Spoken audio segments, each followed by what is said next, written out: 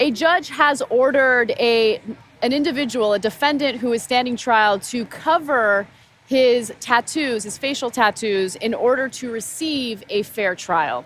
So let's take a quick look at the person in question. You get a sense of why the tattoos should be covered. He has a teardrop, which usually indicates that, you know, he was in prison before or that he's killed someone. You have a Nazi sign, apparently, on his face as well. It's a little hard to see. I had to look a couple of times. It's the swastika inside the clover on the opposite side from the teardrop. Yeah, it looked like clover. Right. So, you know, before, you know, choosing who the jurors would be in this case. And by the way, he is accused of some pretty hideous things. He is accused of stealing a man's motorcycle at gunpoint. He also faces the death penalty in a different case. He's accused of killing a 75-year-old woman days before that robbery. So, look, the judge wants to make sure he gets a fair trial, and potential jurors were saying that they would be unable to be unbiased if they saw such tattoos. And so now, every day before he stands trial, he needs to have it covered. A professional makeup artist that puts some foundation on him and covers the tattoo, which I think is the right way to go, because you want everyone to have a fair trial, right? I don't agree. Okay. And so you have the liberal position. Mm-hmm. This brings me back to why I was a conservative in law school. Look, do we trust the jury or we don't trust the jury? We wouldn't have him do makeup in front of a judge. Sometimes the judge makes it, sometimes you'll have a jury trial, and sometimes the defendant will want a trial by judge. And so we would never do the makeup for the judge because we trust him. We think he's smart and can make that decision and is not going to be biased. A jury, we think, is a bunch of knuckleheads, so we got to do the makeup on the guy so that he has a better chance at it. Well, then don't do jury trials if you think they're all stupid. But I don't think they're stupid. And by the way, I also think that a swastika on your face is indicative of something. It doesn't mean that you did that bank robbery. No, okay, hold on. Stop for a second. No, I disagree.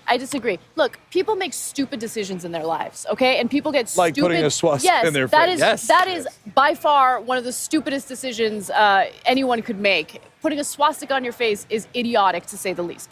However, you can't use his tattoo as a way of deciding whether or not he's guilty of a completely different crime, or if he's guilty of stealing a motorcycle at gunpoint or killing a 75-year-old woman. Look, if he did it, I want him brought to justice. I'm not trying to do him any favors, but the reality is, Cenk, whether you trust individuals or not, people are easily persuaded by the way someone looks. Right? And so if he has tattoos like that, you know, jurors are going to unfortunately focus more on that, and it's going to bias them to the point where I don't think they're going to make it. No, I disagree with you. I want a fair trial. But no, I have to clarify something.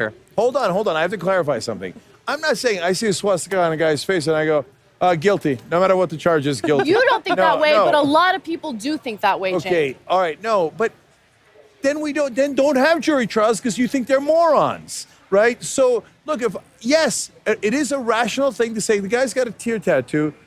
He's at least pretending to have killed someone. He's got a swastika. That means he at least is pretending to hate a lot of people. Yeah. And so, and by the way, we also don't oftentimes share with the jury all of his past crimes. Now, the judge gets to see all of that. Now, if I'm making a decision on someone, I want all that background. That doesn't mean that I think he did this crime. It does mean that it is part of my decision-making process because it should be. Look, to say that, no, this angel was dropped on this earth here, and I have to judge this angel devoid of any context is preposterous. No one is saying that. You need context, but you need context related to the charges against him. Okay, people make stupid decisions throughout their lives. What if he got that ridiculous tattoo and it turns out that he completely changed and was... like an American History X. You know what would happen? Never know. You know what would happen? They would have a trial, they would present that evidence, and then I would rule the other way. Yeah. So, look, a couple of points that came up during this, and I'm sort of flip-flopping. I think I know where I stand on this.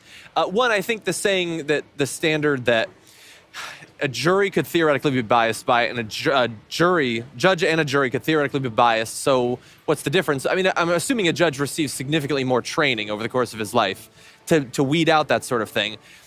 But while I do think if I saw someone, if I was on a jury and he had those facial tattoos, I'd probably assume that he did it too. Yep. And we know that people even vote for candidates who are like more attractive or taller. The problem That's why Bernie is, did so well in this election. he's really tall, man. He's really tall. And his hair adds a couple inches. But no, I think the problem is then in the slippery slope. Like, it's easy to say, well, we've identified swastika tattoos as something that will make someone think that you're a criminal. And I think that it would. But we know that juries go lighter on more attractive defendants. They literally do. So why don't we put makeup on everyone? Because then they'd be more attractive and they'd be more fair. Like, I think, Or make why don't we put attractive lips, guys make it look uglier. taller?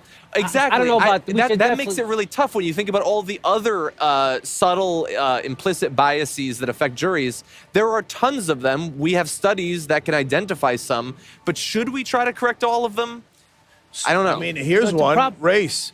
So should we put white powder on black guys? Yeah, Because maybe they'll they get- put whiteface on 'em? Maybe they shouldn't see Yeah. the defendant at all. They No, the should just hear the problem- details of the case. So the problem with your argument in this case is that guy's guilty. I don't know if you saw that picture. Yeah, what if it's got not? a What if frickin' it's not a swastika? What if it's a kitten on his cheek?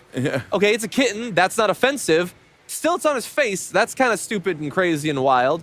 I don't know. Well- I mean, you could play with these little things. It is a slippery slope. But that's what I'm saying. You're asking us to suspend normal human common sense. For example, if he had a tear in the shape of a kitten and he was accused of killing kittens, that's kind of relevant. That, if it's just a random kitten on his face, it's not relevant. I'm a human being. It's I still can make that decision, right? Yeah. But if you think don't I know. can't make that decision, then don't let me make that decision. Then just let the judges decide. We should But we can't assume that the jury is dumber than the judge. Otherwise, we shouldn't have that system. You know what? I might get hate for this. I think the jury is dumber than the judge. Okay, I was a juror. I'm dumber than the judge. Okay, people are prone to prejudice. People are prone to being biased based on the appearance of someone. And look, you make a good point about race. Race is something that someone cannot help, right? So the idea of powdering someone to make them look white is ridiculous. But something like a tattoo could have been a really terrible decision someone made earlier in their life, and they could have been a changed person. And it's unfair, regardless of the person's race. I'm not trying to, all those other factors don't matter to me. I just want to make sure that we do what's necessary to have an unbiased jury so someone can stand a fair trial. That's what I want. So I'm going to give the worst example ever for my side.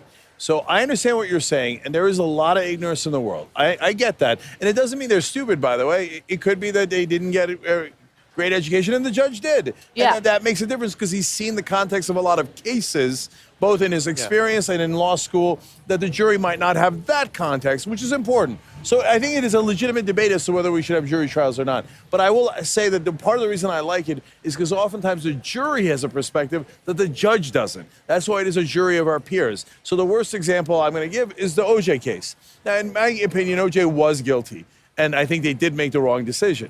But it is entirely possible that a case like that jury that was made up of primarily African Americans would have a different perspective of how the police treat African Americans in Los Angeles or other big cities, and sometimes do plant evidence. And the judge would not have had that perspective.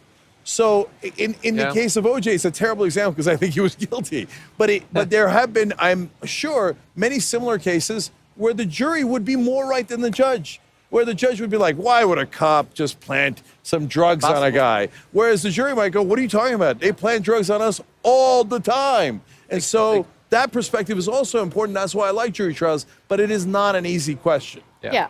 I don't have a problem with jury trials. I just want to make sure we don't do anything that influences the jury and gives them a bias that would work against the defendant. Yeah. All artists in need of hot beats, hit up dolobeats.com. We got them bangers. Producers who need them high quality sounds, get your professional sound kit with over 11,000 sounds at dolobeats.com.